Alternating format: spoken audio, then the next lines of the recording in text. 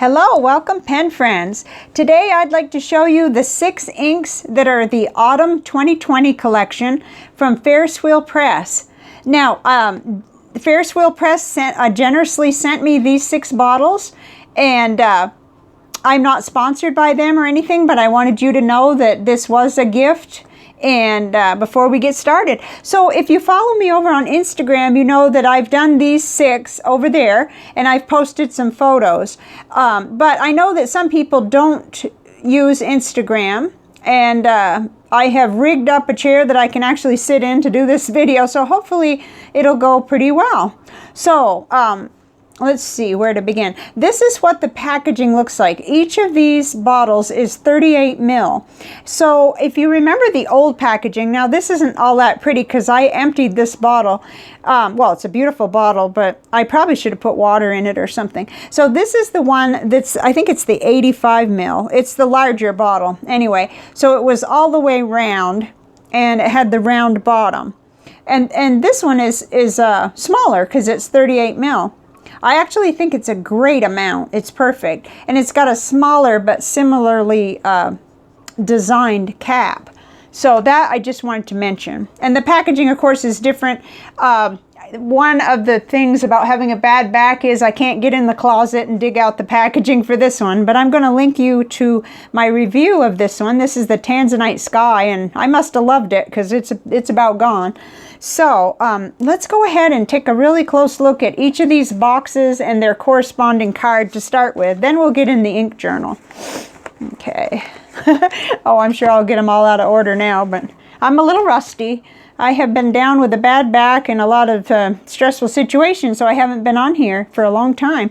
This is the first one, Ferris Wheel Press Goose Poupon. It's really, really pretty. And let's see if I can...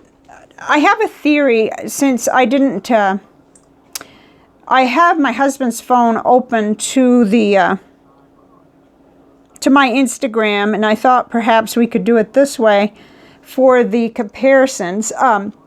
It isn't very big, but I'm going to hold it up. So what I found out in the comparisons was that it looked an awful lot like Robert Oster Muddy Bucket. And even had a little bit in common with Robert Oster Gold Antiqua. But some of these others, like Platinum Citrus Black, it was quite a ways from that. And I was very interested in that. Because it isn't, it's so tricky with the light on this one. Hopefully you follow me over on Instagram because it's a lot easier to see over there. But this is just a really pretty one. In fact, we ought to just get right into the ink journal, but let me show you the box close first. It's got some really neat little designs. There's a cat sitting on a goose. Oh my goodness. It's got some really artistic art on here. Well, artistic art, you know. Compatible with all fountain pens and dip pens. So it just comes right in here with a little cardboard anchor to keep the bottle in place. And let's see. I found that if you pull them out, it's better. That way you can just put that neck back in there and it just holds it in place. So, and they really do seal good too. Let's see. What I noticed was it's got a little liner in there. Yeah, the liner tends to do this, but if you get that back in there and you make sure I don't get it all over the place, that little liner really helps, and it has a nice solid feel to it. And you can get it right back on there. Sometimes it takes me a couple of times to get it lined up because I think the little insert part needs to be right. But I'm not going to send them right now, so I'm not going to worry about that. Okay, so let's hop right into the ink journal.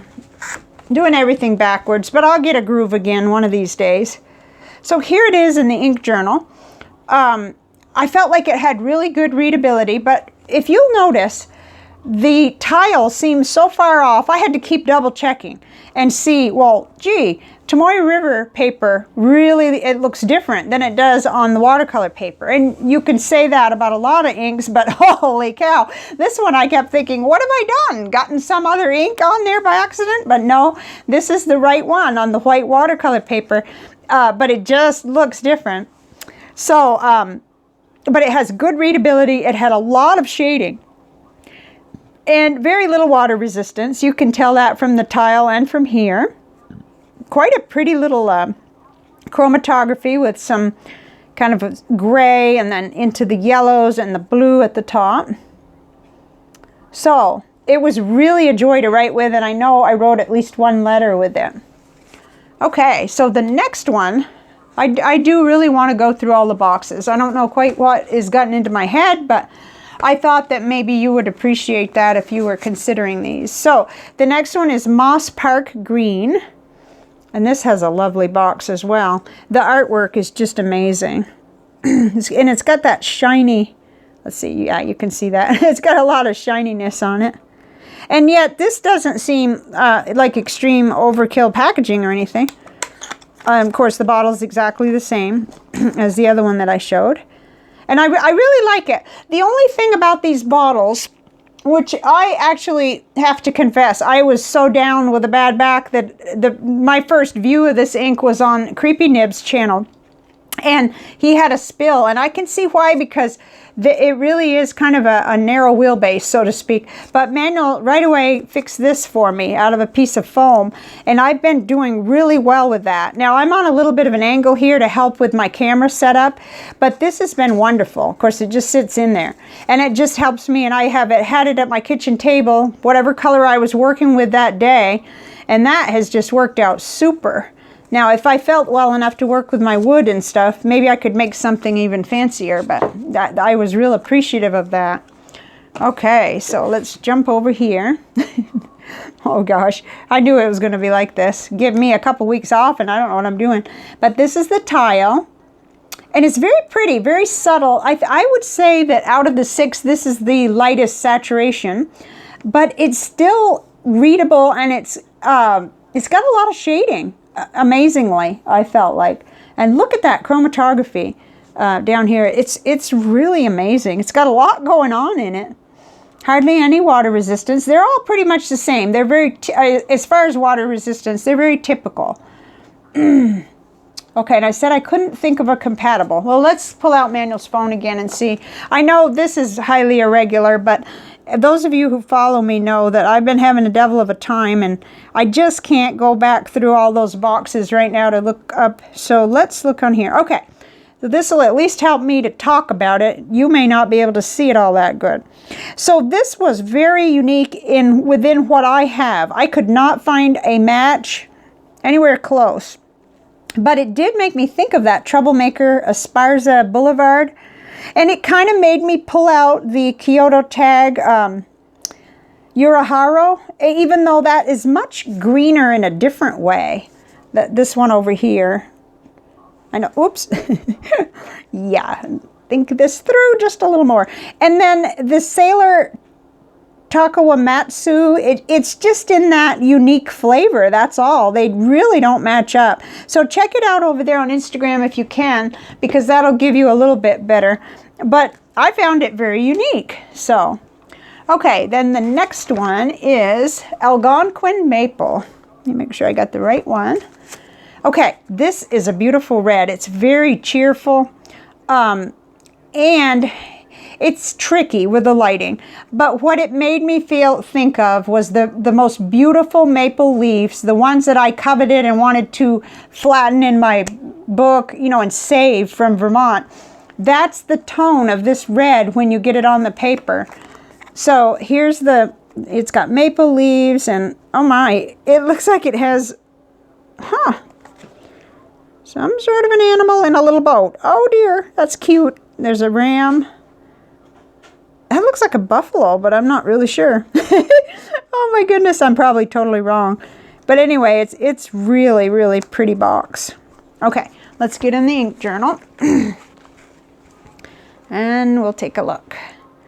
This is 68 GSM Tomoy River paper. I'm just assuming that everybody's always watched me and knows what I'm talking about. That's crazy. I felt I didn't want to clean this out of the pen. I did because I really wanted to do them all in my Lamy Vista with a broad nib. So I've kept very steady. Every single day, used the same pen, cleaned it out.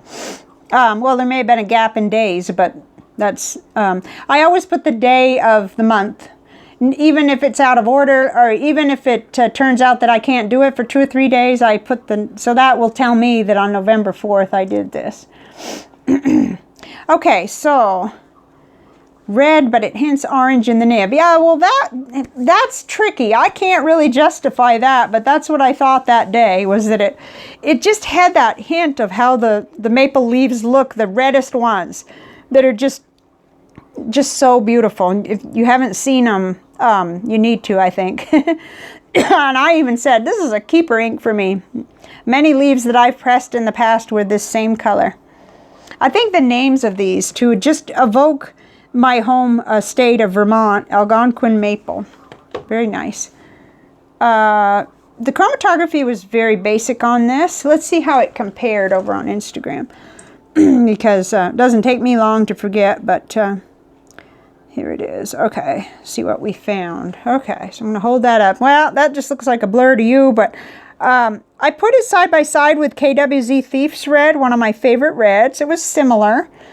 And even Roaring Klinger Morinda, I thought, was very reminiscent of it. Robert Oster Whisper Red was lighter here in the bottom part. Oh gosh, that's really glaring. I'm sorry. Twisby Red was lighter and off the rails in a different direction. Whoops. And then we had the much more, it looks a little more red, or should I say red, but the Pure Pens Caldwalder from the Celtic set is a deeper, richer, almost, I'm not going to say maroon, but it's definitely a different red, but I put it there for comparison. So, apologize for the little teensy screen there. Okay, so next will be Autumn and Auburn. Okay, and that's this box, and this is the tile. I sent these over to Matt, but, you know, I just sent them. So they will be showing up on inkswatch.com, but he hasn't had them but a minute. So I'm sure we'll be seeing them. And I realized how long it had been since I contributed anything over there. But I've been watching the site grow and how everybody's been contributing. So this is pretty.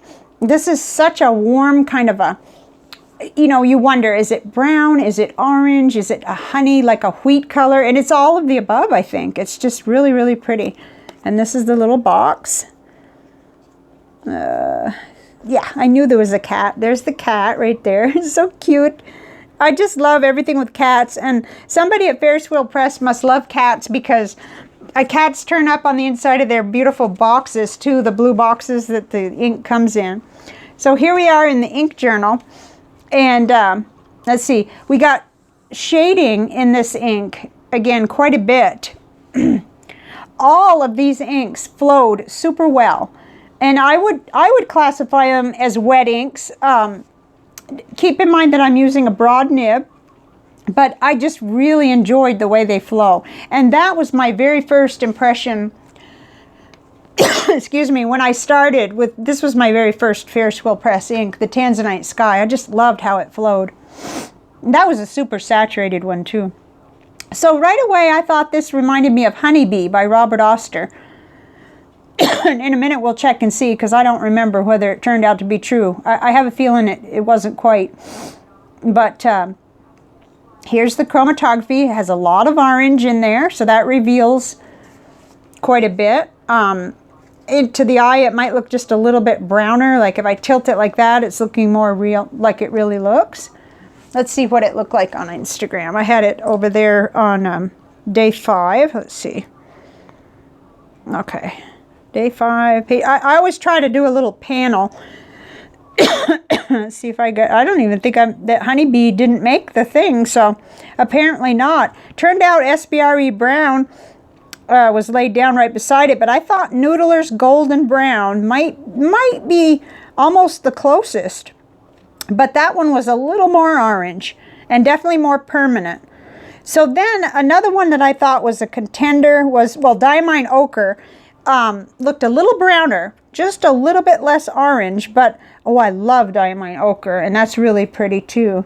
So again, I felt like it was a little bit unique in what I have, so I always love unique when it comes to inks. So okay, then the next one was Royal Rhubarb. Let's grab the box and the tile to get us started.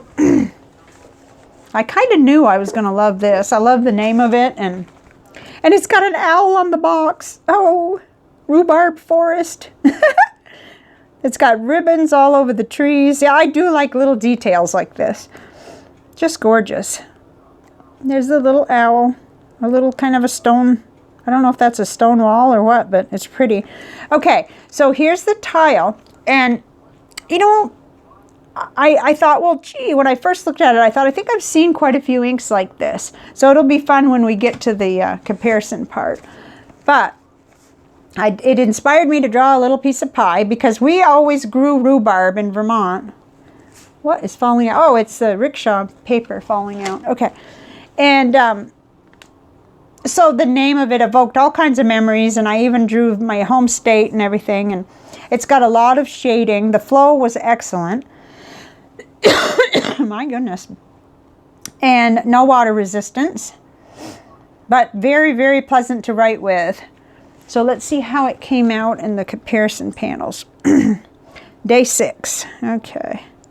It's kind of neat that he has this because I'm using my phone to do this. So, okay. So right beside it, I put Diamine Syrah. Let's see. I don't know if you can see that, but I'm going to tell you. This one here is Diamine Syrah, and I thought it was very reminiscent of that.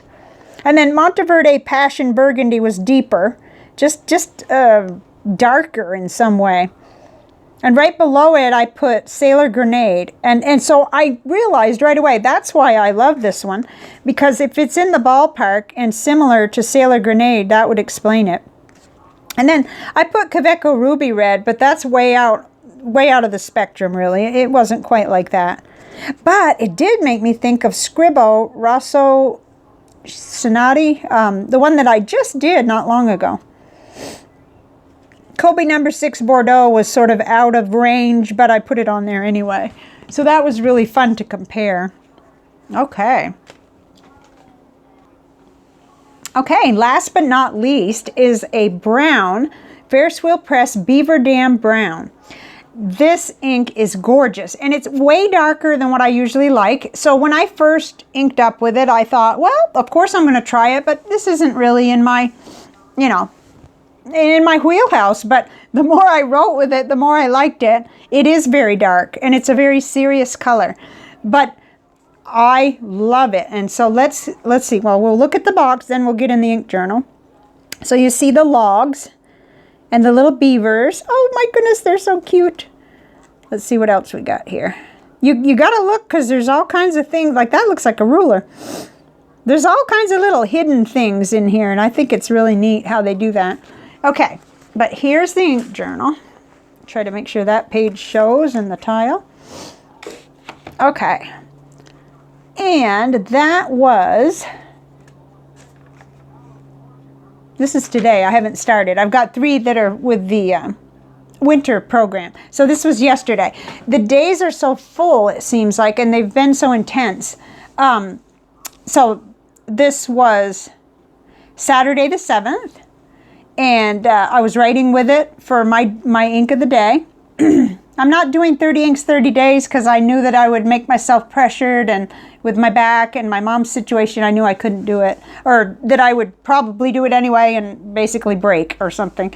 But it just really pleased me even more. In fact, I felt like, you know, if you were going to say which one flowed the best, it would be this one, which I don't understand that really, because it's thick, you know, it's a dark color, and you'd think it would be thicker and everything, but it just really flowed well. And I always love browns that are kind of orangey and not really brown, but this I really liked. There's something about it I really liked, and I know my mother could read this really good. So I felt like that would be great for note-taking, great for anybody who wants to be able to read it really good, which is her situation with her eyes. So at first I thought it was going to have some water resistance, but not really. I mean, you could see a little bit left over there, but it's not enough to really speak of. So let's see about how the comparison panel came out, such as it is here, our little system. Okay, so I couldn't find anything that looked like it. It's in the middle there. Oh, gee, I guess I should have said that for anybody that's new. But I did enjoy putting all these others down. Actually, Robert Oster Muddy Wine seemed to be the closest I could come, which was just bizarre to me because it's a lot lighter. There it is right there, Muddy Wine. And then, you know, the darker kind of browns with a lot of red in it didn't really compare. This is Monteverde Brown Sugar. And this is Monteverde Scotch Brown. It's more of a traditional brown where this has got something a little special. You know, it's a cooler brown. I think it's correct to say that it's a cooler brown. I'm not really sure. I just know I like it.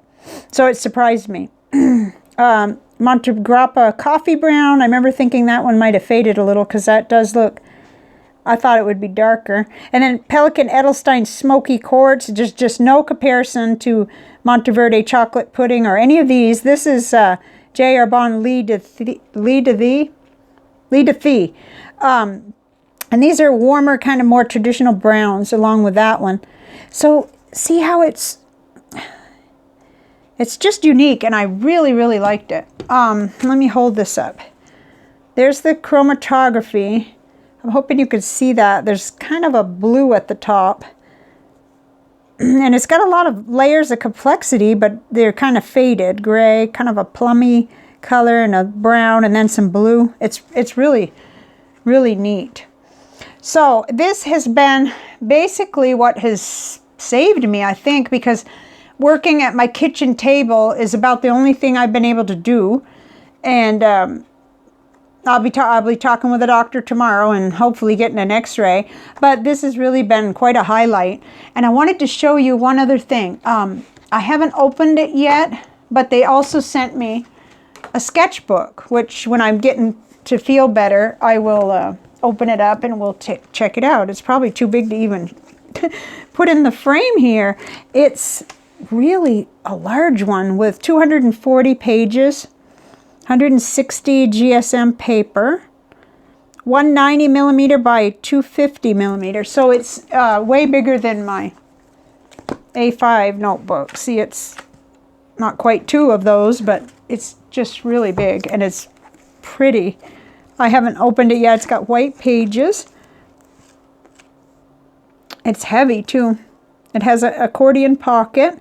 So we will enjoy this eventually, especially once, if I could just get cleared by the doctor and just start with physical therapy or something, that will be great. The other thing before I go, I wanted to show you that I'm starting with mistletoe, misguided mistletoe, and then probably I'll do the yellow last, wondrous winterberry. These are the other three inks they sent me, and sparkling champagne. And I do believe that these are part of their winter collection, but I'm going to have to verify that as I go along. And I have a person I can email and check with, and I think these will be really fun too. So today I got started with this one, but I ended up really, really lazy. So I think I have my splatter and everything, but I didn't finish, so it's going to be a little bit weird.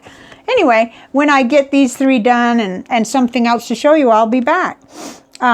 I probably need to close because I'm actually, like, you know, breaking the rules, I think, by being here at the desk. But actually using the kitchen chair, I don't feel that terrible pull on my back, and it was a little rigmarole to get it over here. But I really wanted a video for you. You guys have been so patient and loyal and everything, and I really appreciate, you know, being able to take this break because it's just been a wild time, and enough's been said about that. But yeah, so which one did you like best? Actually, I think for this, I really want to get the tiles back over here because this is hard for me.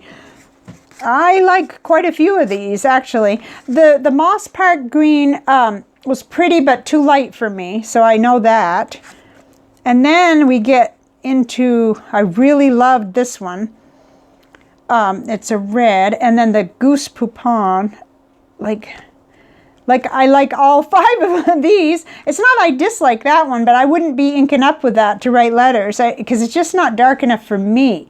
But the rest of them really are saturated. I'm really pleased to see that they're coming out with you know, more saturation in these colors, because that's what I like. I mean, that's just a personal thing. And I was totally shocked by how much I liked the brown. It almost, it almost isn't a brown to me, but it is, but it isn't, if you know what I mean. It almost kind of reminds me of, well, it makes me think of the Birmingham inks and maybe one of their older, I'm not even sure which one I'm thinking of. So I didn't find a tile that matched it though. And I went through everything. So because that, I could take the whole box over and, you know, basically my days just cut up into, you know, resting, taking care of the back and dealing with paperwork, and calls. So if I had to pick a favorite, I don't know. You know, for some reason, I think I would probably pick this one. If I could only have one in bottle, it might be this one. Because it was just so, well, it was pretty unique in what I had. But then I really like this, but I know of some alternative, like I would probably stick with Diamine Ochre on that one. And then with the red, I have a few that are already my favorites. But I will, I said that was a keeper because it definitely made me think of those leaves. And then I really like the brown. So anyway, this is more than you need to, but I would love to hear what you think about which one is your favorite of these 6 in the autumn collection from Ferris Wheel Press. And thank you. If anybody from Ferris Wheel Press is watching, I don't know what I did to deserve this, because, you know, I know I'm not sponsored. I'm not in that league because I just do so many different inks that I'm like not really, I like to compare all different brands and types of inks and everything, but they've been more than generous with me, and I really appreciate that. They said it'd been a rough year, and I just wanted to say thank you to everybody they'd worked with, you know, this year, and so I got lucky, that's all. So I will see you guys next time, and I'm just thrilled to be able to bring you something inky to look at. And I'll see you next time. Bye for now.